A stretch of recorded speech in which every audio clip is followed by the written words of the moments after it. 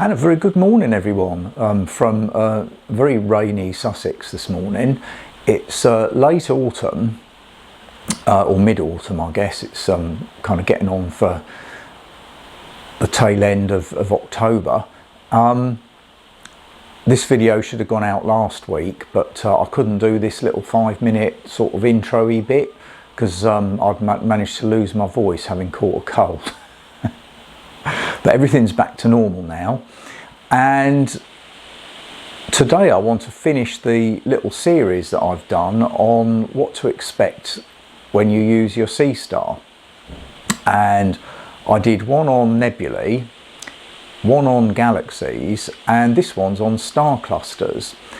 And what I've noticed looking at various Facebook groups and stuff is star clusters are a somewhat neglected target by and large, including by me, but I've deliberately spent a bit of time doing more of them, and yeah, some of them are actually quite pretty. So star clusters are divided into two groups essentially. One is open star clusters and the other are globular clusters. And just talking about the globular clusters first, these are really kind of compact balls of stars that sit typically outside the plane of our galaxy. They are extremely ancient structures. They typically formed around the same sort of time that our galaxy, the Milky Way, was formed. And there's probably a couple of hundred of them within our galaxy. These targets are ones that I've largely ignored, really. Typically, I, as it turns out, mistakenly found them a bit boring. I used to think they all looked the same, but in reality, there's certainly a bunch of quite pretty ones. What really makes a difference is that the background star field around them. It's quite possible to get some nice star colours in the background stars. The most famous cluster is the Great Cluster in Hercules, and that one I have been imaging quite a lot. For the primary session that I did for this video was a new star cluster to me that I'd never imaged before, called Messier 15 or M15.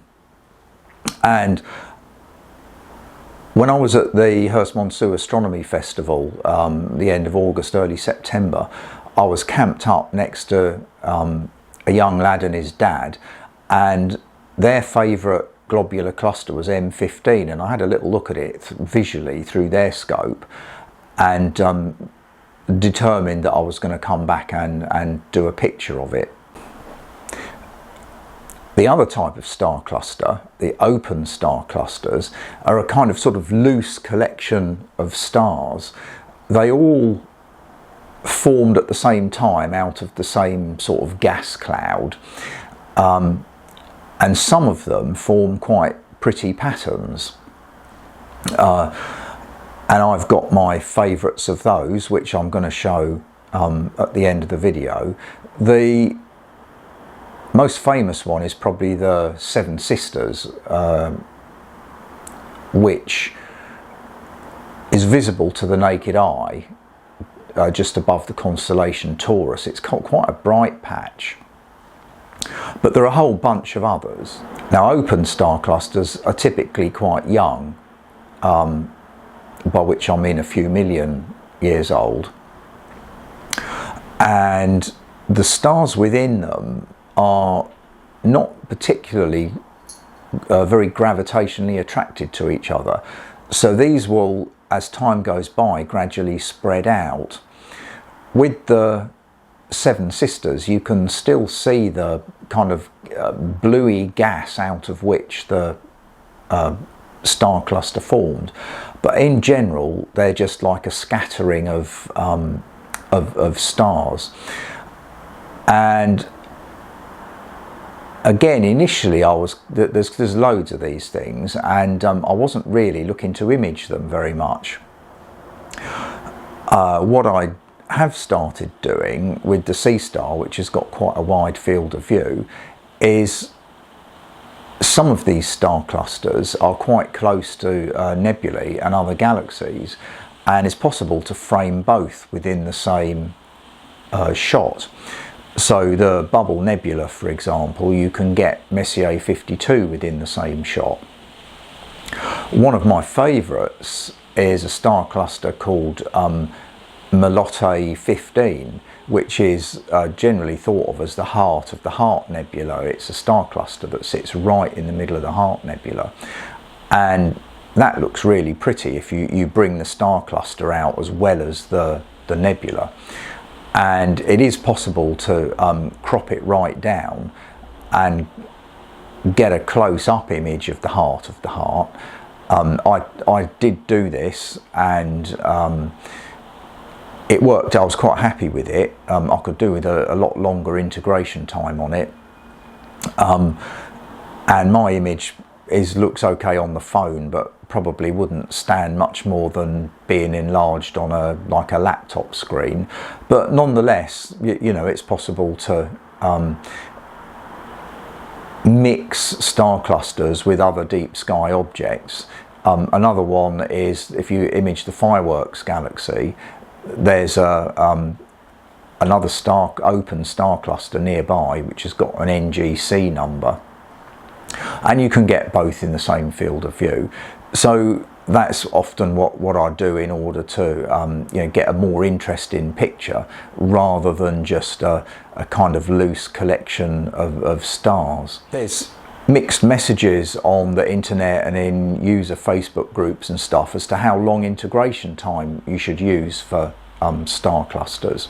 It is possible to actually get a half decent image in only like 6 or 7 minutes or so. And if you're trying to bang out lots of targets in one night, then that's certainly a possibility. And if you're trying to bang loads out of these things to just tick them off the list, then yeah, like 10 minutes or so is probably okay. I suspect that you get a good image after an hour. The resolution of the stars gradually becomes better and better.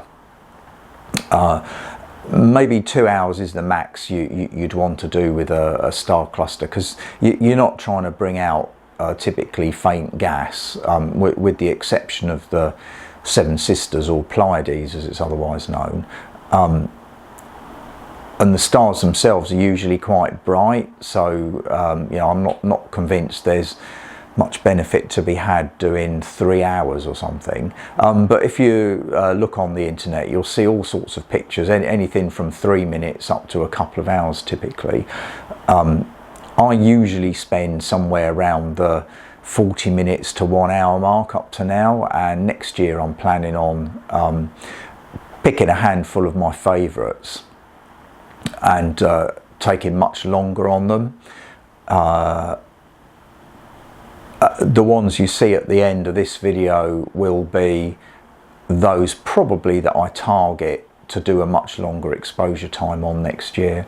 But yeah, I'm going to take you back now a couple of weeks or so to a night that I had out trying to get the globular cluster M15, and then I'll show you my typical favourite star cluster images that I've got this year. So I hope you enjoy those images, and maybe give star clusters a little bit more love than they generally get. So yeah, take care, cheerio.